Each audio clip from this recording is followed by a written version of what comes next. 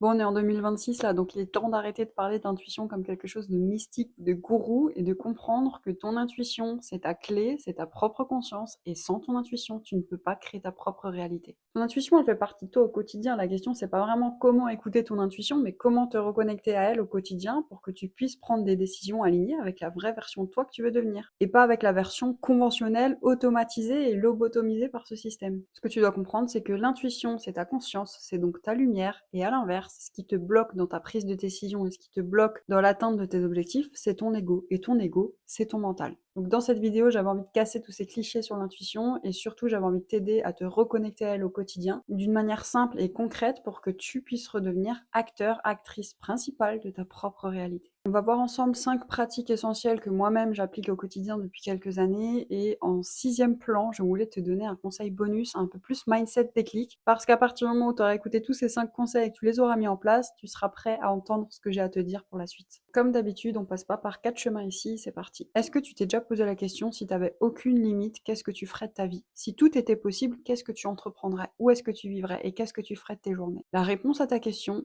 c'est ton intuition qui te la donne. Les doutes et les peurs que tu as en répondant à cette question, c'est ton mental qui te le donne. Ton intuition est donc la clé pour devenir maître de ta propre réalité. Donc le premier conseil que je peux te donner pour te reconnecter à ton intuition, forcément on va parler vision. Comme je te l'ai dit au début de cette vidéo, la seule et unique question que tu dois te poser pour te reconnecter à toi-même, c'est de te demander, si tu n'avais aucune limite et si tout était possible, qui serais-tu? Qu'est-ce que tu ferais? Parce qu'en fait, 80% de ton temps, c'est ton mental qui prend le dessus sur tes pensées. Parce que ton mental agit comme un mammifère, il est dans la réaction, dans le stress quotidien, et donc il t'envoie constamment des signaux pour te ramener dans la paisibilité, et pour te ramener dans sa zone de confort à lui. Sauf que c'est pas ça ton intuition, c'est pas ça ta lumière.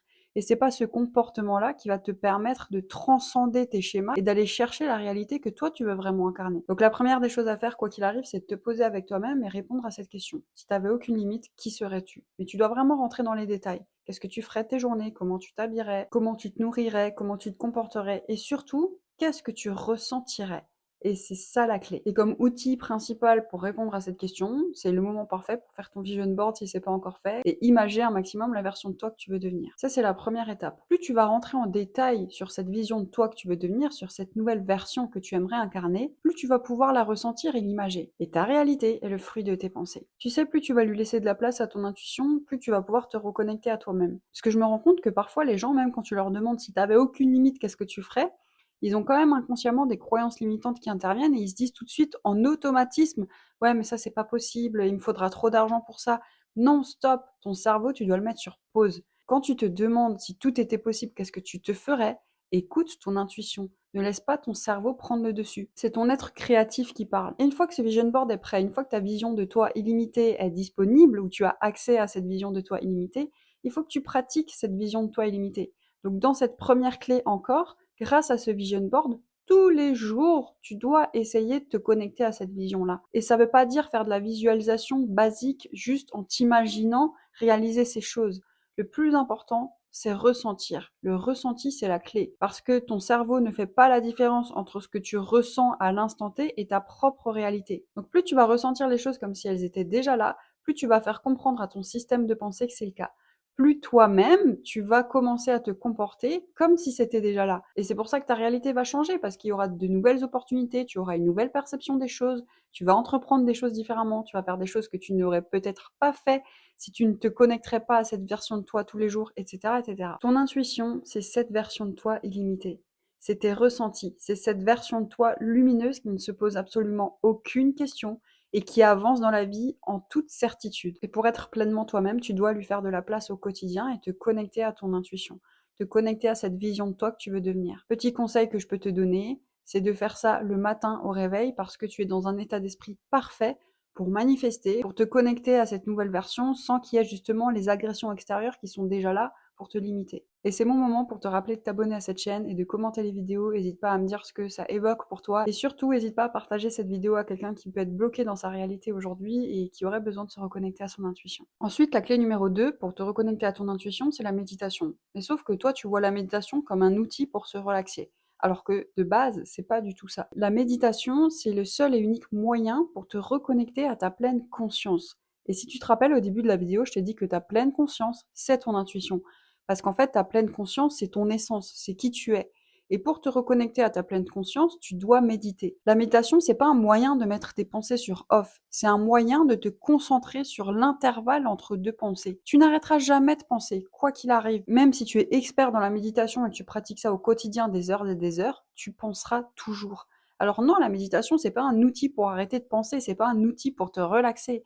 C'est un outil pour redevenir observateur de tes pensées, leur laisser de la place, les laisser s'extérioriser et que toi, justement, tu puisses te reconnecter sur le néant, sur cet espace-là entre deux pensées.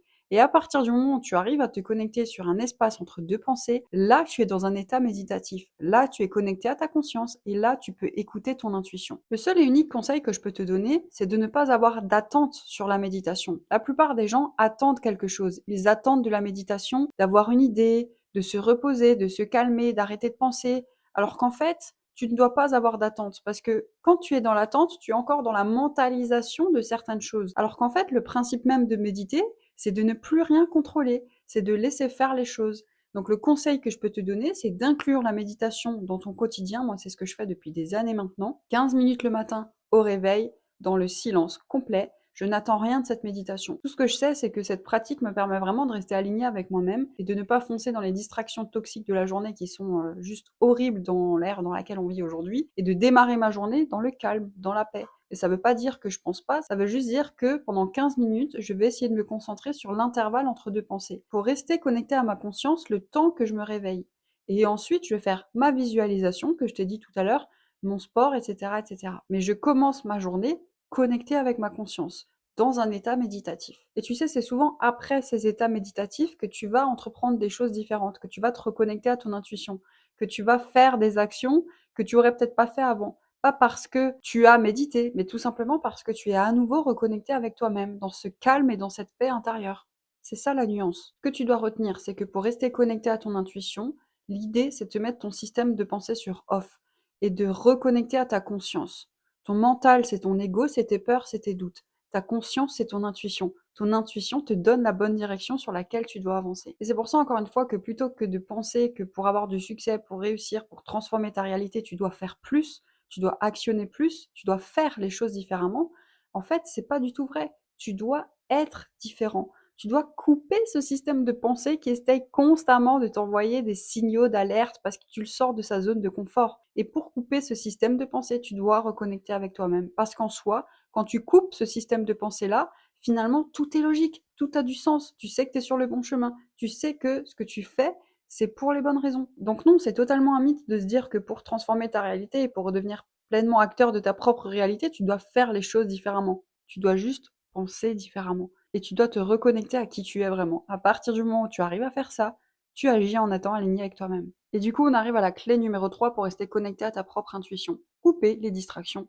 toxiques. Tu peux pas entendre ton intuition dans le bruit permanent. Tu peux pas entendre ton intuition dans l'ego. Tu peux pas entendre ton intuition dans la surconsommation permanente. Et tu sais, même parfois, on a l'impression qu'en fait, on n'est pas tellement surstimulé que ça, alors que tu es surstimulé constamment. Ne serait-ce qu'à partir du moment où tu prends ton téléphone en main, tu es surstimulé et tu es déconnecté de ta pleine conscience par les notifications, par les messages que tu reçois. Les réseaux sociaux, n'en parlons même pas. Tu scrolles, donc déjà tu mets ton cerveau sur off et tu accumules un nombre de données qui est incroyable sur un petit laps de temps, donc en fait t'es pas du tout connecté à qui tu es. Et en plus de ça, tu vois la vie d'autres personnes, donc tu es dans un état d'esprit de comparaison constante, tu regardes ce que les autres font, tu n'es plus du tout connecté avec toi-même en fait. Ton état d'esprit est constamment sur l'extérieur. Et à partir du moment où ton état d'esprit est sur l'extérieur, tu ne peux pas te dire que tu agis avec intuition. Tu ne peux pas entreprendre des choses en étant pleinement aligné avec toi-même. Et tu sais, ça peut paraître brutal, hein, mais tu vas voir qu'à partir du moment où tu vas couper ces distractions, ta réalité va complètement se transformer. Si tu essayes ne serait-ce qu'un jour de couper ton téléphone, de pas regarder les notifications et de pas te mettre d'injonction d'agir seulement comme toi t'as envie, tu vas voir que tu vas passer une journée d'enfer. Et c'est simplement ça, être maître de sa réalité, hein.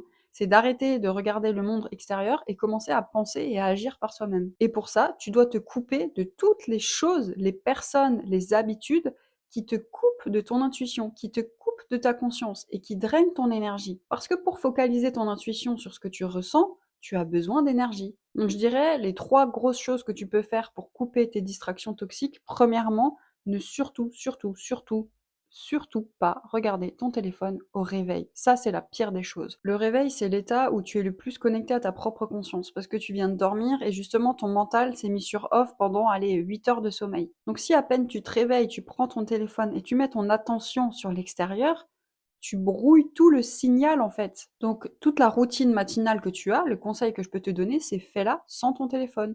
Commence à regarder ton téléphone seulement à partir du moment où tu en as besoin. Ensuite, deuxième chose, mets-toi en mode ne pas déranger. Moi, ça m'a sauvé la vie.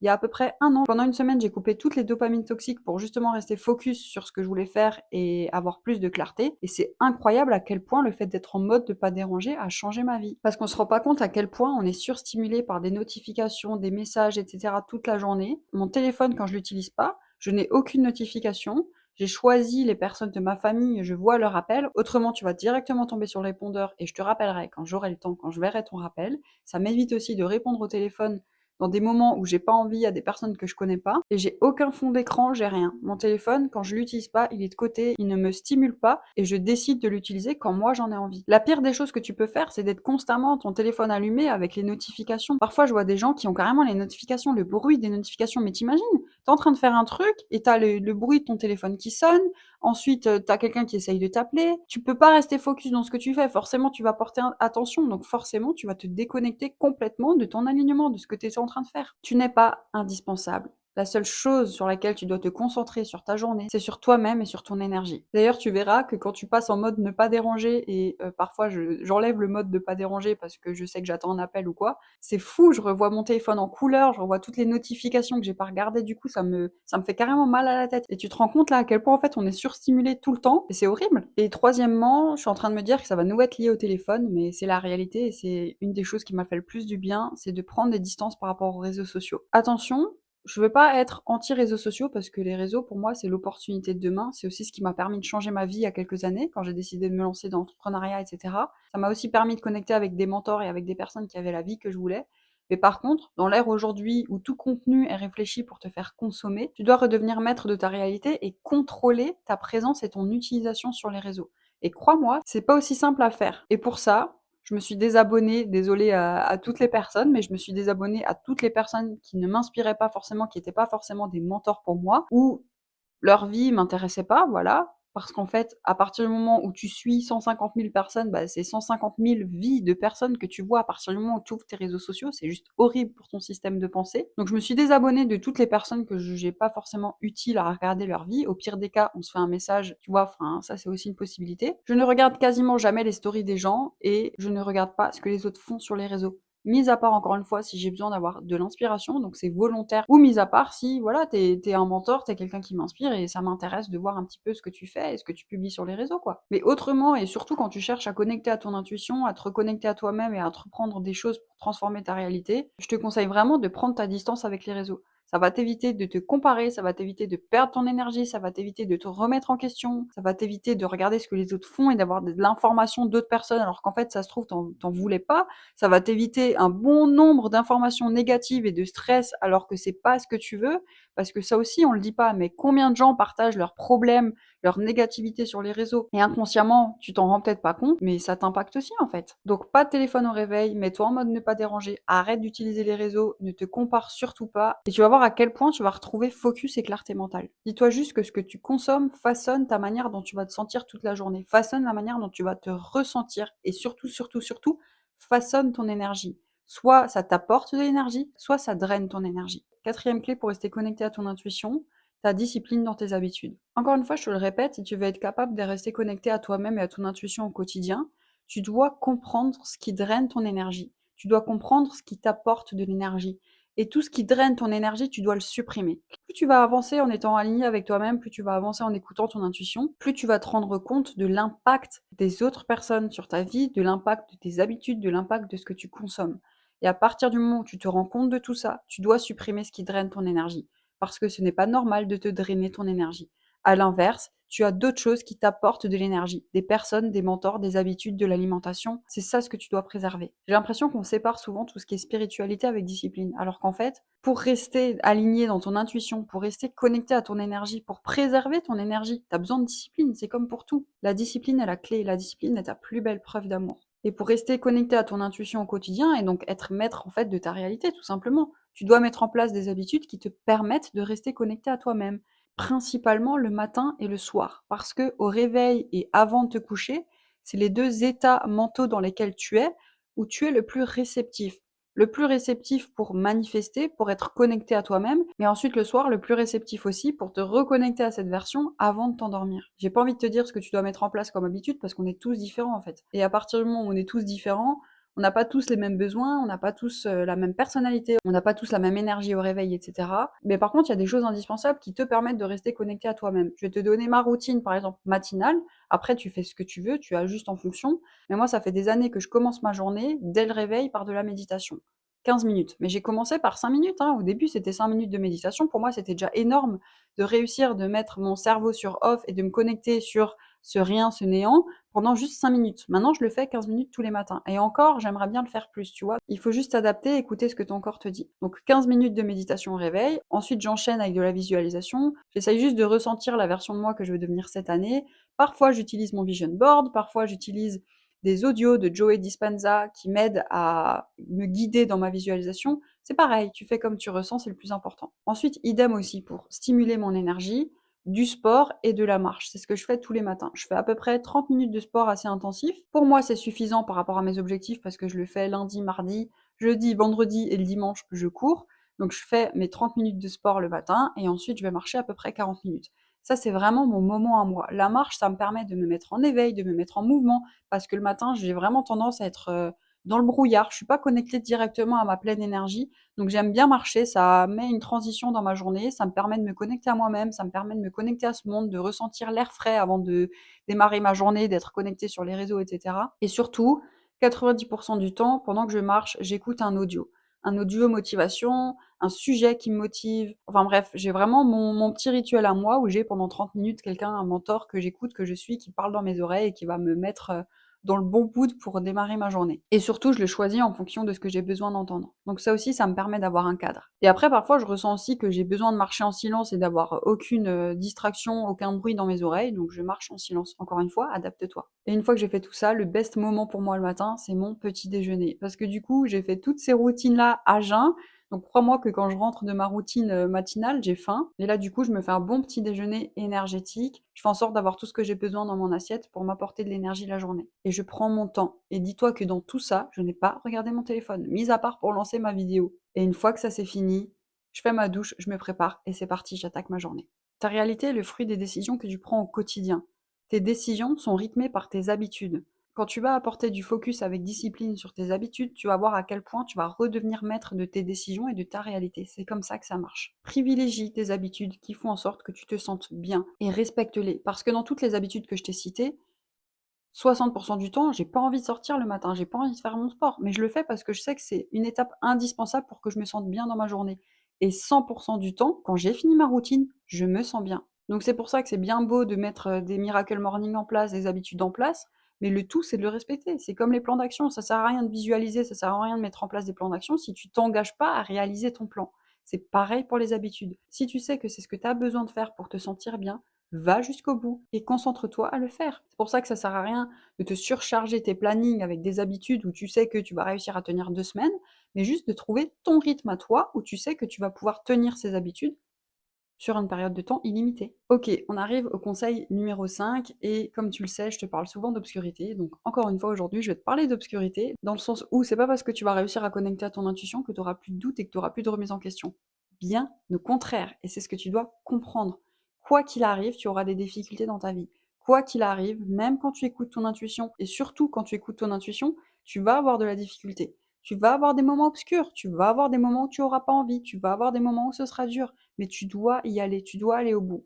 Parce que la difficulté, c'est pas parce que tu n'es pas sur le bon chemin. La difficulté intervient justement quand tu t'élèves. Elle intervient parce que ton système de pensée sort de sa zone de confort et a besoin d'être rassuré. Et c'est là où toi, tu dois pas lâcher. Parce que souvent, on pense que quand on crée sa réalité, quand on redevient maître de nos actions, quand on crée sa propre liberté, tout est beau, tout est rose, qu'à partir du moment où tu choisis d'aller vers ta réussite, ça sera facile, ça sera lumineux.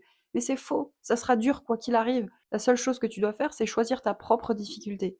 La difficulté d'agir par automatisme dans un système conventionnel qui te convient pas, ou alors la difficulté de reconnecter à ton intuition pour entreprendre des choses différemment, redevenir maître de ta réalité, et dans tous les cas, ce sera dur aussi. Tu sais, l'intuition, ça te promet pas la clarté mentale permanente, bien au contraire.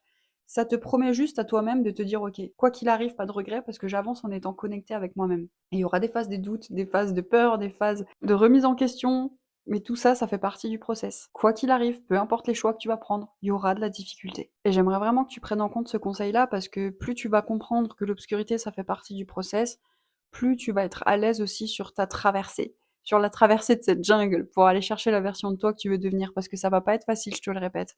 Et tu sais, tout ce qui peut mal se passer va mal se passer, c'est comme ça. Et ça va pas être difficile parce que c'est dur la vie et que c'est dur de réussir et que c'est dur d'entreprendre. Non, ça va être difficile parce que tu dois briser des croyances limitantes, tu dois briser des anciens schémas. À partir du moment où tu écoutes ton intuition et que tu redeviens maître de ta propre réalité, tu te rends compte, tu dois briser des années où on t'a éduqué à penser comme tout le monde, on t'a éduqué à rentrer dans un système, on t'a éduqué à rentrer dans des cases. C'est ça qui est difficile.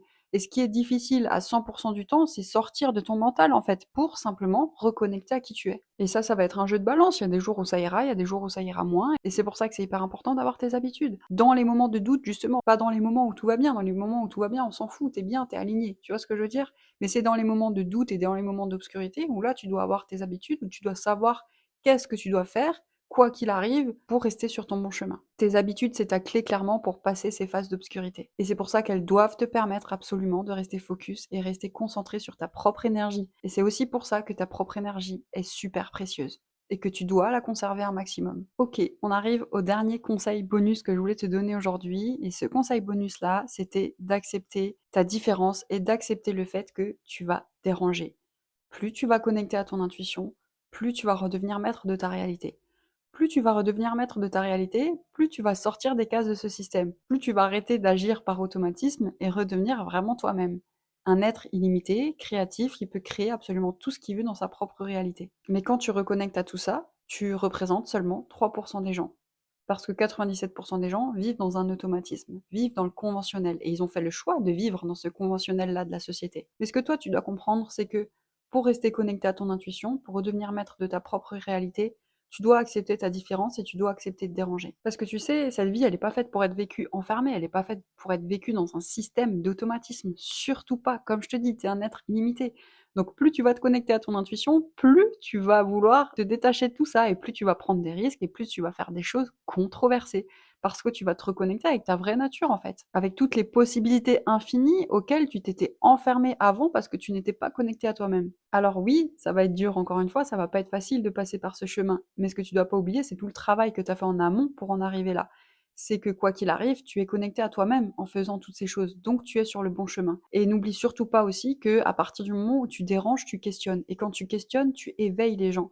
Tu les incites à se poser des questions. Et ça, c'est magnifique, parce que ce monde a besoin de se poser plus de questions.